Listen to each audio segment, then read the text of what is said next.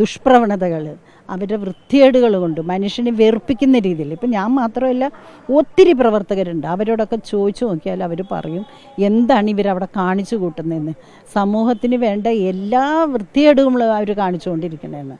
ഒരു സമൂഹത്തിനെ, ഒരു സമുദായത്തിനെ, ഇല്ലെങ്കിൽ നന്മ ചെയ്യുന്നവരെ ഒക്കെ ഉന്മൂലനം ചെയ്യുന്ന രീതിയിലുള്ള പ്രവർത്തനങ്ങളാണ് അവിടെ നടന്നുകൊണ്ടിരിക്കുന്നത്. ജില്ലാ ജനറൽ സെക്രട്ടറി ഉൾപ്പെടെയുള്ളവർ തീർച്ചയായിട്ടും ജില്ലാ ജനറൽ സെക്രട്ടറി മുൻപന്തിയിലാണ്.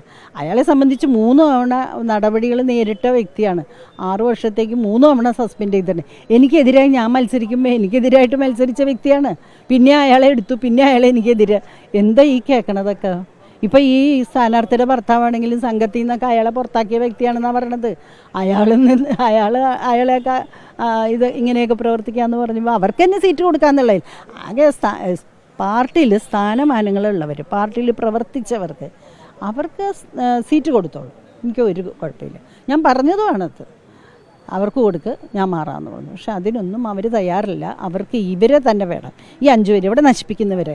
മട്ടാഞ്ചേരി കംപ്ലീറ്റ് ഞങ്ങൾ ഉണ്ടാക്കി വെച്ച 10-32 വർഷം ഉണ്ടാക്കി വെച്ച എല്ലാ കാര്യങ്ങളും അത് നശിപ്പിക്കുന്നതിന് വേണ്ടിയിട്ടുള്ള ഒരിത് ഇവർക്ക് ചെയ്യാൻ. ഇവർക്കെതിരെ സംസ്ഥാന നേതൃത്വം നടപടിയെടുക്കാതെ വന്നതോടുകൂടിയാണ് ഇത്തരത്തിൽ സ്ഥാനാർത്ഥിയാൻ തീരുമാനിച്ചത്. തീർച്ചയായിട്ടും സംസ്ഥാന നേതൃത്വം ഇവർക്കെതിരെ നടപടിയെടുത്തില്ല. എല്ലാവരോടും ഞാൻ സംസാരിച്ചിട്ടായിരുന്നു. റിട്ടേൺ ആയിട്ട് ഞാൻ എഴുതി കൊടുത്തിട്ടുണ്ടായിരുന്നു. തീർച്ചയായും എന്തായാലും വലിയ പ്രതിഷേധത്തിൻ്റെ ഭാഗമായിട്ടാണ് സ്വതന്ത്ര സ്ഥാനാർത്ഥിയായി മത്സരിക്കാൻ ശ്യാമള എസ് പ്രഭു തീരുമാനിച്ചതും ഈ പത്രിക പിൻവലിക്കാതെ മത്സര രംഗത്തേക്ക് ഇപ്പോൾ കടന്നിരിക്കുന്നതും. വലിയ വിജയപ്രതീക്ഷ തന്നെ മണ്ഡലത്തിൽ ശ്യാമള എസ് പ്രഭുവിനുണ്ട്.